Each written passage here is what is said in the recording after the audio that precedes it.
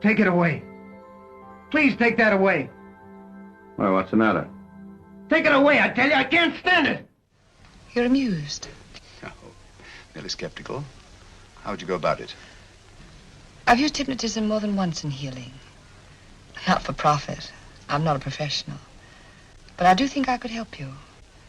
If you'd care to... I can't think of a pleasanter experience.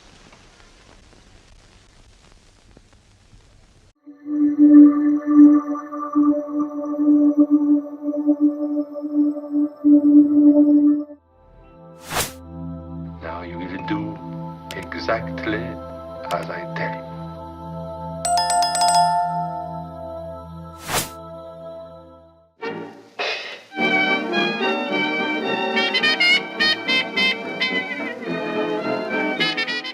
It has been labeled as the golden age of the cinema, filled with big stars and lavish productions. And during those years, hypnosis found a way to be included in many of these productions. The Witching Hour, released in 1934, explored the question that's even asked today: if under hypnosis a subject could be compelled to kill someone against their will. Suppose you'll be drawing plans for your own house pretty soon. I sure will. Smoke? Cigarette, please. Thanks.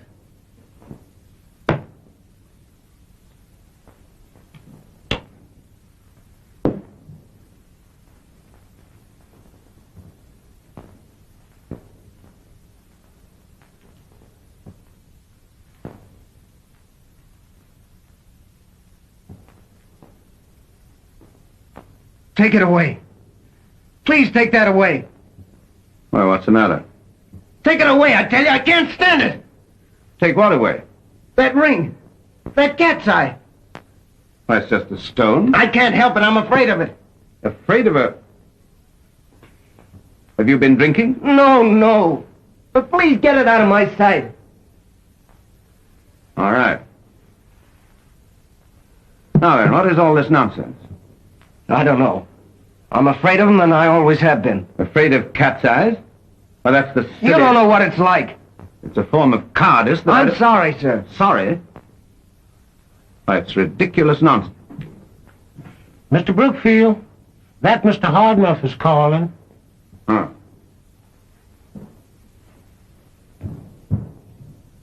I'm very sorry, Mr. Hardmuth, but my father... Good night, my darling. Come in.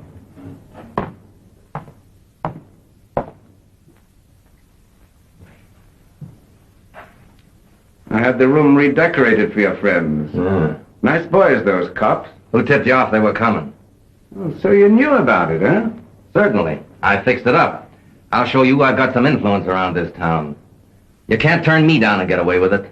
I did get away with it. This time, but there won't be any leaks next time. I'll see to that. There isn't going to be any next time. Oh, there isn't, huh? Well, that's just where you're wrong. I'm going to show you once and for all that I'm the boss in this town, and what I say goes. Come on now, get out of here. Well, you'd think you were somebody. Not letting me play here. Refusing to go into a deal with me. Telling your girl not to have anything to do with me. I told you to get out of here. I suppose I'm not good enough for her either. You leave my daughter out of this. Let me tell you something. I'm good enough for any gambler's daughter. Oh!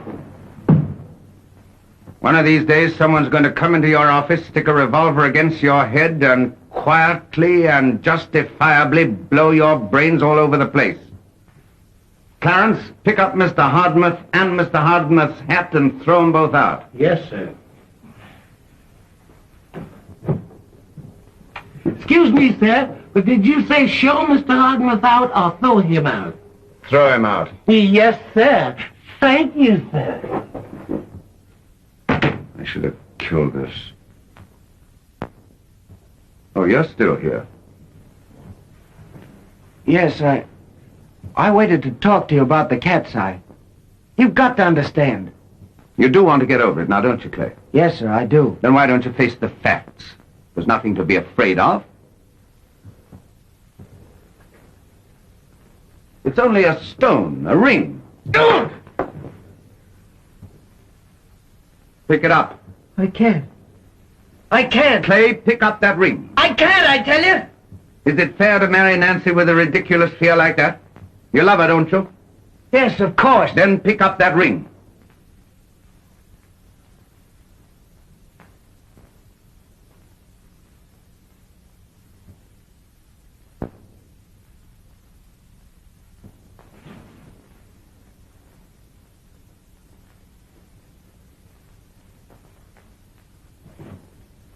Clay.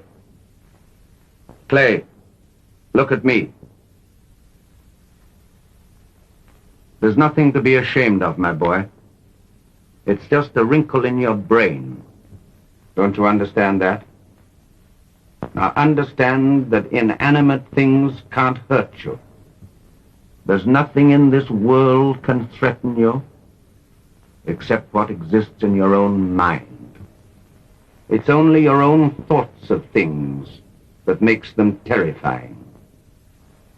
Understand that. Now look at it. Look at it and tell me you're not afraid. Say it. Say, I'm not afraid. I'm not afraid. That's better. Now say it again. I'm not afraid. Clay. Clay.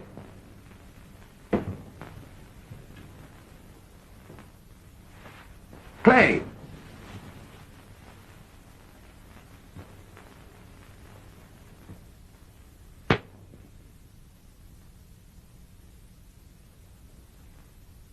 Yes, sir? Clay, you just told me you weren't afraid. Afraid? Afraid of what, sir? Of that. Are you? Why, no, sir. It's just a cat's eye ring. That's fine. I'm proud of you. A gentleman to see you, sir. Show Judge Prentice in, please. Here's the ring, sir. Keep it till tomorrow, Clay. Look at it in the morning to remind you that you're not afraid.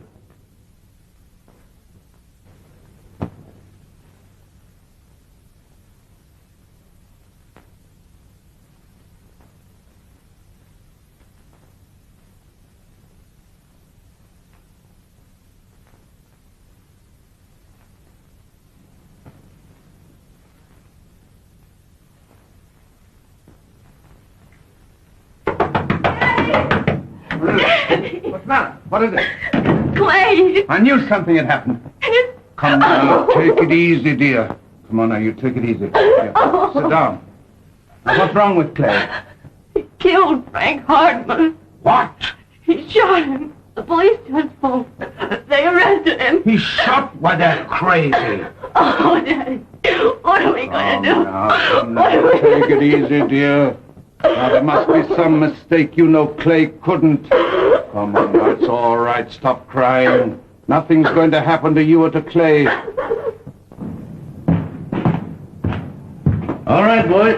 You're going upstairs.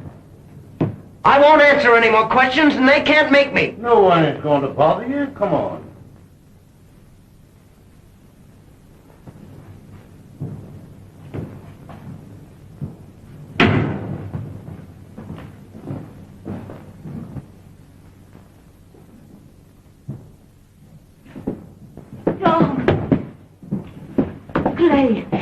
Clay, my poor boy.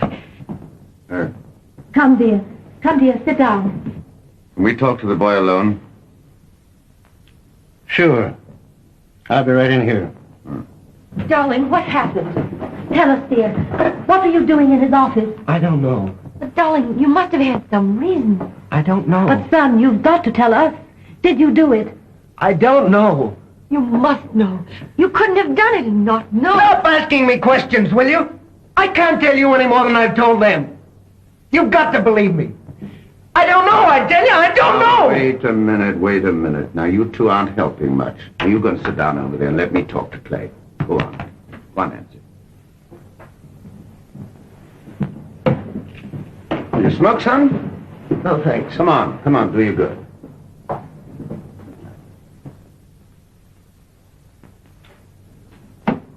Better? Yes. That's fine. Now take it easy and tell me everything that you do remember from the very beginning. From the beginning. Yes, everything, anything. Some trivial detail might help. Well, Mother phoned me to let me know she was in town. That woke me up. Took a bath, and shaved, got dressed. I was hurrying like mad. I wanted to tell her about Nancy. I picked up my watch, put it in my pocket. Then I noticed the cat's eye ring that you loaned me lying on the bureau. And then...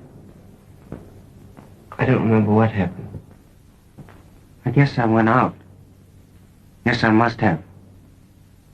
I wanted to get Mother some flowers. So I was going to the florist's. Yes, that was it. But I can't remember if I did or not. Then I was going to the hotel. I wanted to get there for breakfast with Mother.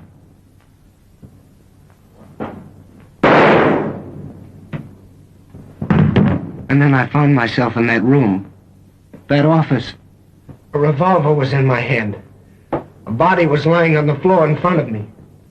A crowd came in and they took me away. They said I killed him. He was lying there dead. But I didn't kill him! I didn't kill him! Easy, Clay, now, easy. No.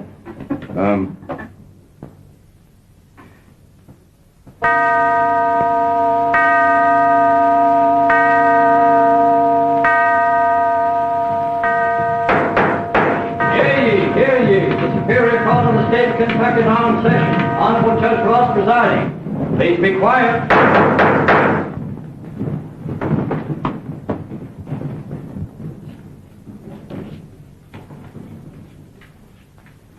Well, so far, the great Prentice has done more to hang the kid than I have. And he's supposed to be good, huh? Say, I almost dropped dead when they put him on the stand. That jury would vote guilty right now, and I haven't started on him yet. Clay Thorne, take the stand.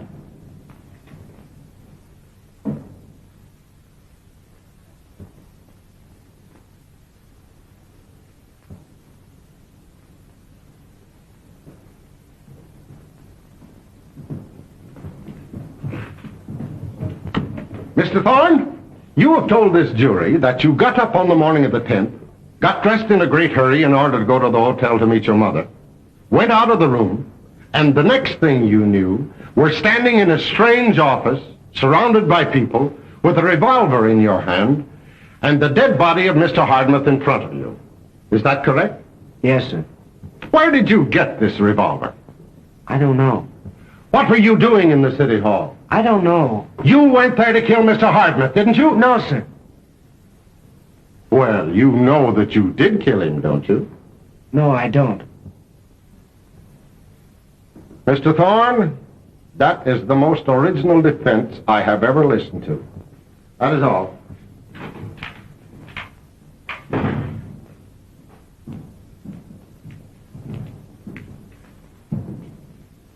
In other words, son, what you were just telling these gentlemen is simply that you don't know anything that happened from the time you finished dressing until after the murder was committed.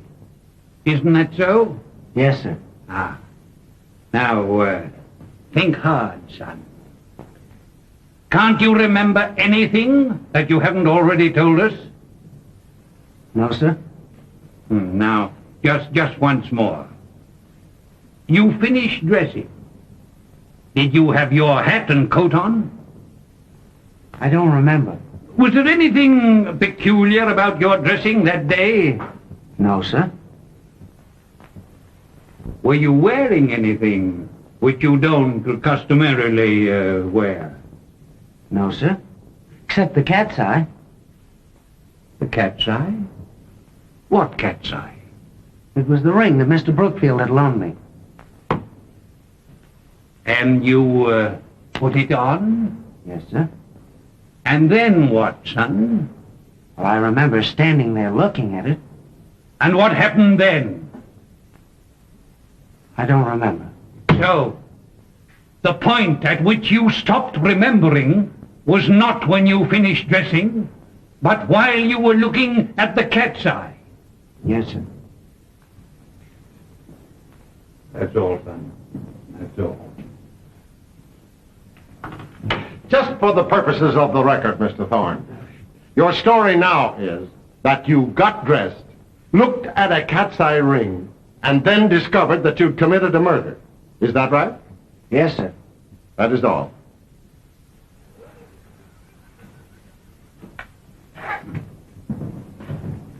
Dr. Von Stroon, take the stand.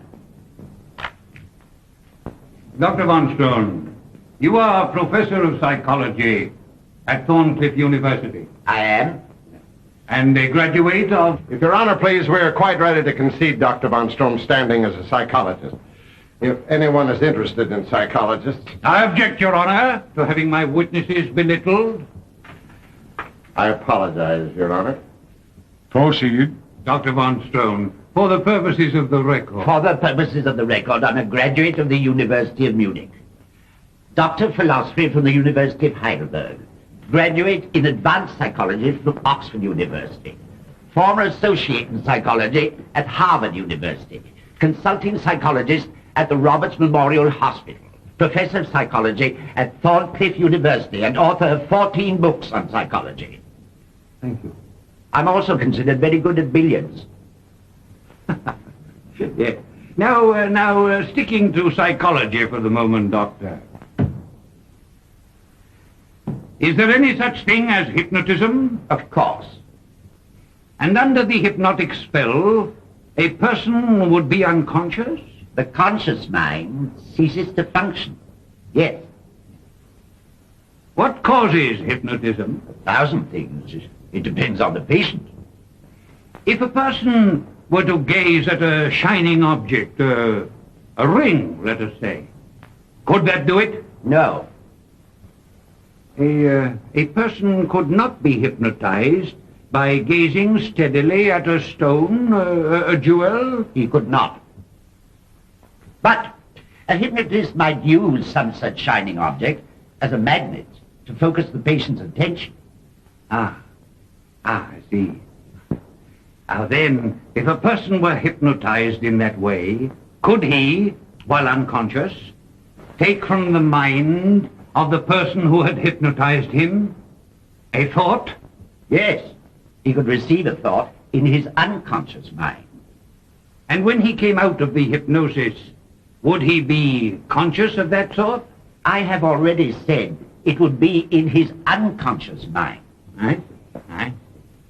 Now then, would it then be possible for a person, if he rehandled the shining object, the cat's eye, to become hypnotized again, even though the person who first hypnotized him was not there?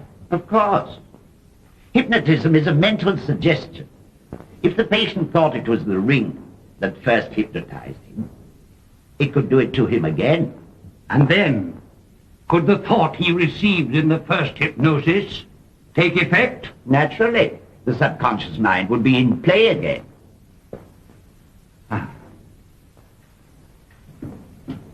So, gentlemen, a person may become hypnotized, take a thought from the mind of another person, become conscious, and forget all about it, and then be hypnotized again and have that thought take effect. He could. Thank you, Doctor. That is all.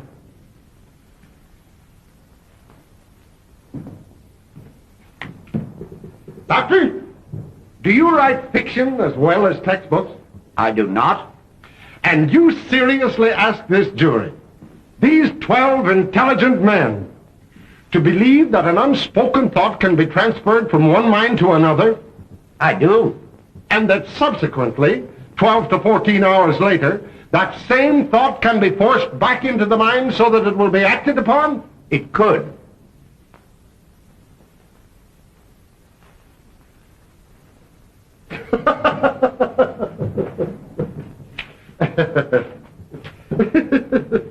Just one more question, Doctor. In your profession, do you find it necessary to read and study the findings of other psychologists? I do. I see. Have you ever read Travis on mental suggestion? No. Are Edmondson's Hypnosis and their causes? No. Are Goldfarb's The Mind of Man? No. Are Thornton's The Inner Mind? No. Are Sandro's Unconscious Reflexes? No. And you call yourself an expert? I am. Doctor, you've never read any of those books? I have not. Thank you. As a matter of fact, Doctor, you never even heard of any of them, did you? I have not. That is all. Order! Order in the court! Order! Judge Prentice, they're laughing at us.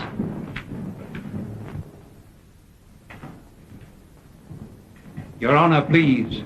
I should like to ask District Attorney Robinson to take the stand. Take the stand. You will raise your right hand. You solemnly swear to tell the truth, the whole truth, and nothing but the truth, so help you God? I do.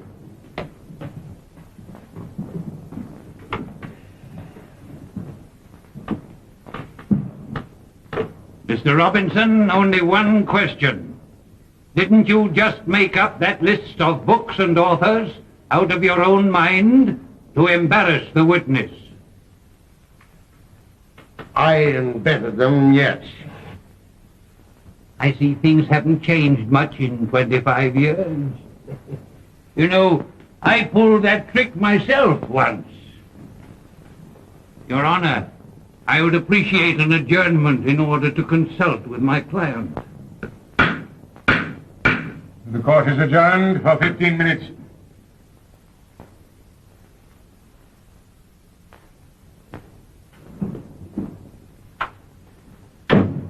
I tell you, Jack, you've got to do it. I'm afraid. I'm afraid to take the responsibility. You have no choice. Suppose I can't do it. I'm not asking you to do anything except tell the truth. But when that foreman laughs again... How can they laugh at anyone in my position? Because they're not in your position, son. When that man laughs again, you go down on your metaphorical knees and pray for help. But if I can't do it, if I fail... You won't fail. You won't fail.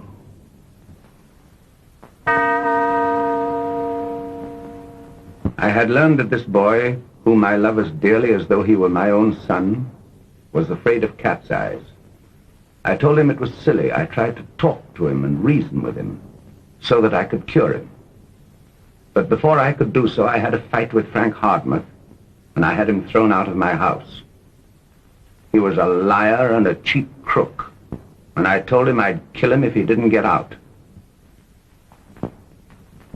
And with the thought that he should be killed still in my mind, I went in to talk to this boy. I showed him the cat's eye of which he was afraid,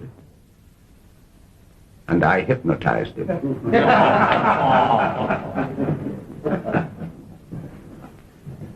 I take it, sir, that in spite of Dr. von Strohn's testimony, you still do not believe in hypnotism.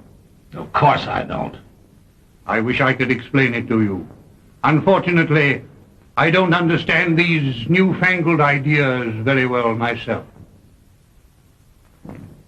Your Honor, I'm going to ask permission for Mr. Brookfield to step down from the stand in order that he may be nearer to this gentleman who does not believe. I object, Your Honor. It's quite irregular. Let him testify from the witness chair. Your Honor, a boy's life is at stake. Our only defense is that under an hypnotic spell, he killed. I am asking the court to grant me every possible indulgence. I am disposed, Judge Prentice, to grant you unusual liberties. Your reputation, sir, entitles you to them. Thank you.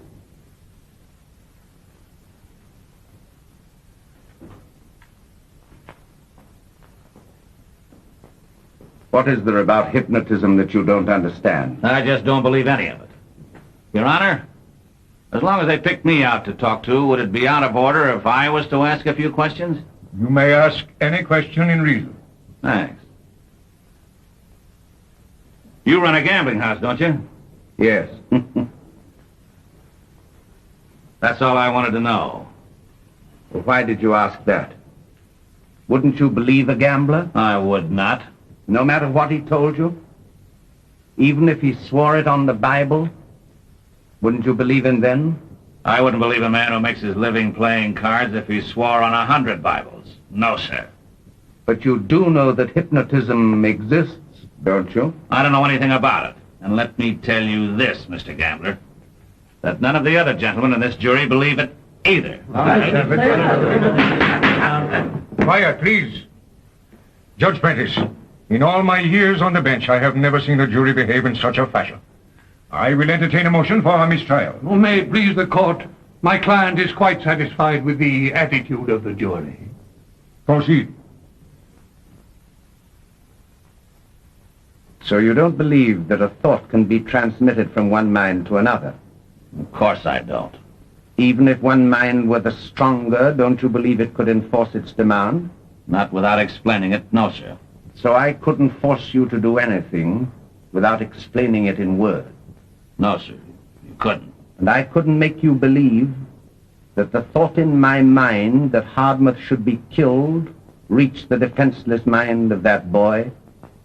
No, sir. You can't.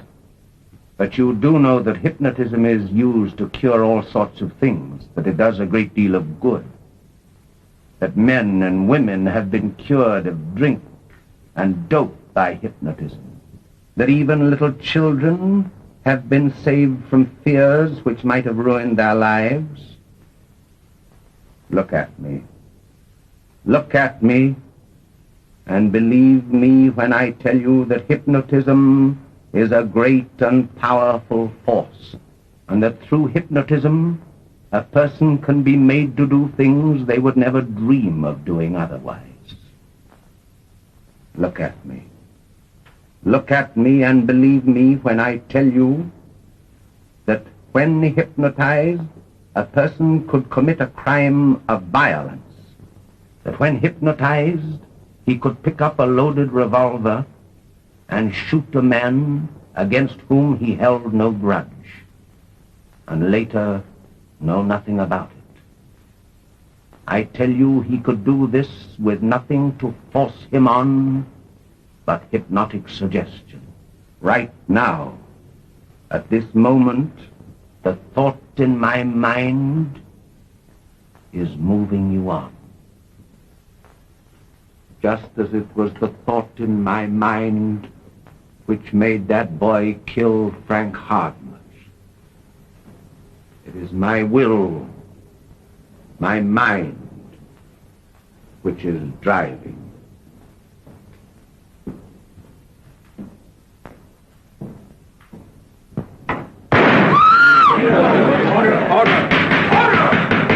Order in the court! It was a blank cartridge. What happened? While I was talking to you, my mind was saying to your mind, take that pistol and shoot the district attorney. Order in the court! Gentlemen of the jury, I'm an old man and I've forgotten all the tricks of the law. All I have been able to give you is the truth as we know it. Your Honor, the defense rests. Gentlemen, your places! This court is still in session. The jury will now retire.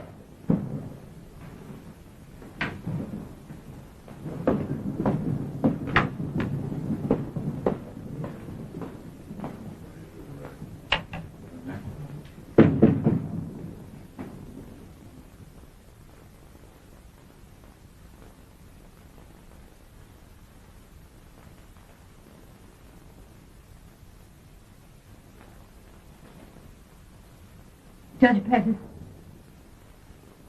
Yes, my dear? they've been out for 12 minutes. Why can't they make up their minds? Well, it'll take them 12 minutes to take off their coats and vests and light their cigars. And well, you know, they've got to take one vote. But suppose they still don't believe. What else can we do? I think they'll believe. They can't very well convict the boy when you confess to the murder, can they? No. But suppose... No, don't worry about that. A man can't be punished for his thoughts. There was no murder in your heart. You have no guilt. The jury's coming in.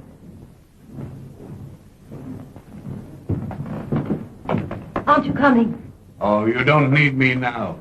Juries don't convict in 20 minutes.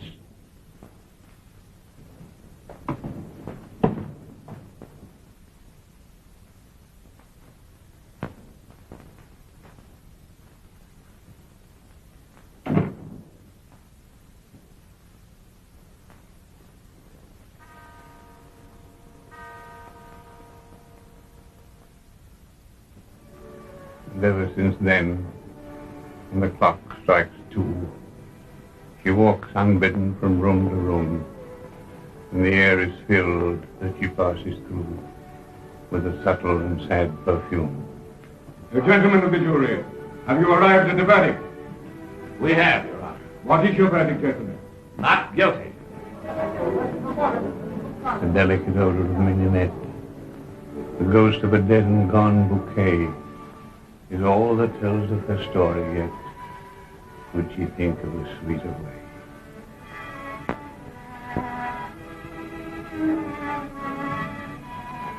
Well, my dear, now may I go home to my fireside and the past.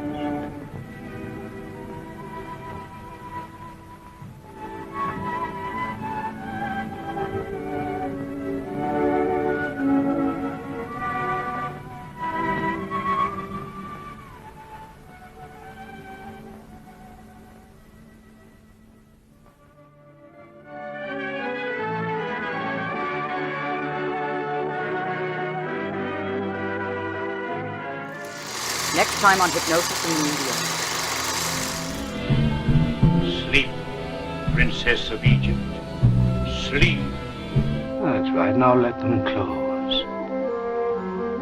Let them close. That's right.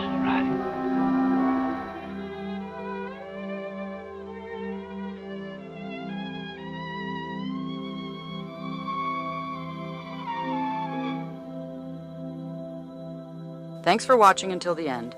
If you want to see more, just hit the subscribe button. Margaret Register is a certified clinical hypnotherapist and advanced EFT tapping expert. For a free hypnosis consultation or a sample copy of Meg's new ebook, Hypnosis for Painful Intercourse, go to www.megregister.com.